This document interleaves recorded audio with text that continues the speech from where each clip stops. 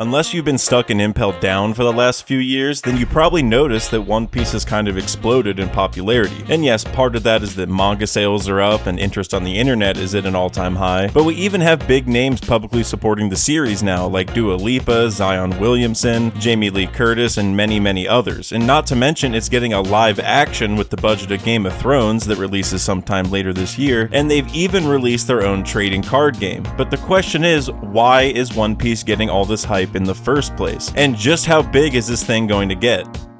And I think that discussion has to start with the community that One Piece already has. I might be biased, but I think the One Piece community is really like none other. I mean, yes, it's the best-selling manga of all time, and the second best-selling comic by a single author, but even right here on YouTube, we just completed the 11th annual Reverie with literally dozens of different creators. There are only so many stories that even last that long, let alone provide enough content to have this many creators doing so well. I mean, One Piece started all the way back in the middle of 1997, and despite almost 30 years of consistent weekly chapter releases, we've still barely solved any of the biggest mysteries in the story. And if anything, Oda just gives us more questions than answers almost every single week. But that's kind of the beauty of One Piece, and at least part of why it's continued to build such a massive following. And although we don't know exactly when it's going to end, we know that we're approaching its final saga. And when any story starts to reach its end, that always gives it a boost in popularity. I mean, think about what it was like during the final season of Game of Thrones, or how the sales exploded for Demon Slayer when it ended, or even in the realm of sports where the single most watched program of the year every year is always the Super Bowl. It's just that natural desire for people to see how things end, and with One Piece inching closer and closer to that every week, the hype is only going to continue to build. And I think another reason why this is going to be a big deal is because of the growing interest in manga and anime in general, and how new people are starting to give it a try every single day. I mean, Zion went as far to say that about 80% of NBA players are already into anime, but they just won't admit it. And look, I can kind of get that. Everyone that loves anime has probably been called a weeb at some point in time. I mean, I remember getting called a weeb when I pulled into Valvoline one time because of my car's straw hat decal. But I think as celebrities continue to come out in support of different anime and it keeps getting the marketing love that it's gotten lately here in the US, then it's naturally going to lead to more and more people to the biggest one, being One Piece. And when you couple that with the fact that this long journey is finally approaching the final saga, then who knows how big the community could be by the end. I mean, I talked about Zion earlier, but Rudy Gobert, who is another prominent NBA player, wore One Piece shoes during a game before. And despite his struggles so far this season, Rudy isn't some scrub, he's a 3-time Defensive Player of the Year. And if you know anything about NBA players, they're really picky about their shoes, so it means a lot that you would wear those during a game. And it's not just basketball, because we even saw a straw hat flag during the World Cup and several One Piece poses during the Olympics. And switching sports over to football, which is the most popular sport here in the US, we even had the USC marching band play an entire halftime show devoted to One Piece Film Red during their home opener. And if you don't know, USC is one of the biggest football programs in the entire country. So there's a lot of people that were exposed to One Piece who probably never heard of it that day. And in the NFL, we've seen Jamaal Williams, running back for the Detroit Lions, wear a custom One Piece thigh pad during a game. And he also loves Pokemon, if you haven't heard. I just want to go home and play Pokemon. Go home and play Pokemon. Yeah. And you know that the series has to mean a lot to these people for them to go out of their way to rep it like that in public. And that's what's so awesome to me. The community for One Piece is really just so strong, and when you meet a One Piece fan in public, it's like the ultimate icebreaker. Like it's a friend from high school or something, but instead of talking about your jobs and families, you ask about the ancient weapons and,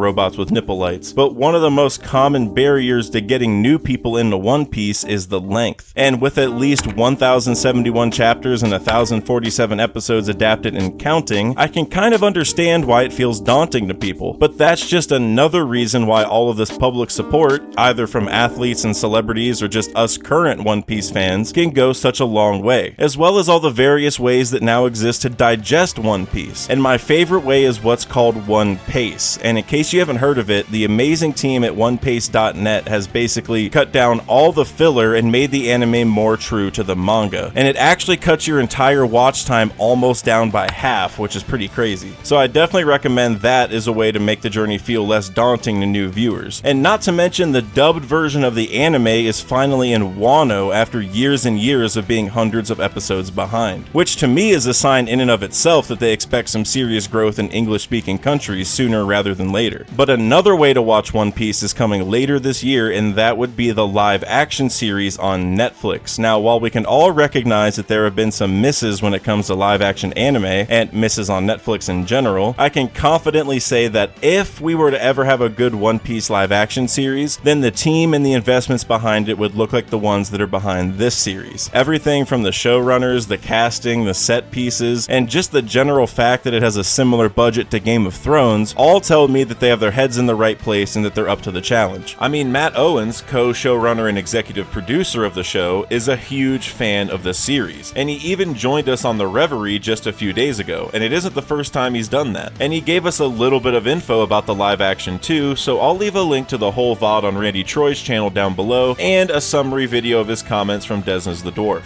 So with that being said, this provides another avenue to get more people into the story. I mean, Netflix still has over 200 million subscribers around the world, and I imagine that there's a lot of people who are more willing to give the new big live action show a try than what they may see as just a 30-year-old cartoon series. I mean, I know my mom is in that boat for sure. And who knows, once they get to the end of the first season, new viewers may want to pick up the anime or check out the manga to see how the rest of things unfold. Or if not, that's totally fine, because what's important is that One Piece is finding new ways to reach new audiences, and that's only going to help it grow even more. But really, the catalyst for all the hype is the story itself. The meat and potatoes, if you will. And that's where One Piece really excels the most, in my opinion. And 2023 in particular could be a massive year for the story. I mean, the anime is only a few months from animating probably one of the biggest scenes in the entire story, and the manga itself has been subjectively and probably objectively fire over the last few months. And Oda even went as far to tell us that we should expect a free-for-all battle royale coming up soon. I mean, One Piece was already doing really well, but this might just be its biggest year yet, and that will only lead to a feedback effect where big events keep happening, then more people try to get their friends into the series, more big names come out to support the series in public, then more big events happen in the manga, etc. And by the time we get to the very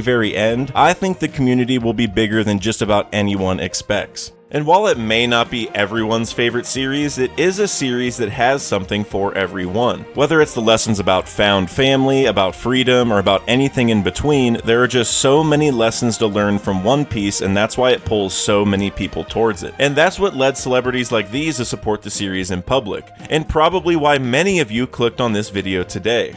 It truly is bigger than another manga or anime to most of its fans because of what it means to people. And despite my own fanboyism, I think it's fair to say the end of a story like One Piece is a once-in-a-lifetime thing. I mean, how many times will we get to see a global community celebrate one single story that has stretched across almost 30 years of time? One that has made this series the best-selling manga of all time. And while there are a lot of things we all want to see by the end of the series, what most of us have been waiting for is the same goal that was set up in Chapter 1, and that is Luffy's goal to become the King of the Pirates. And having the opportunity to celebrate that moment with you guys is the biggest reason I became a creator in the first place, and I can't wait to see it all happen. Like and subscribe.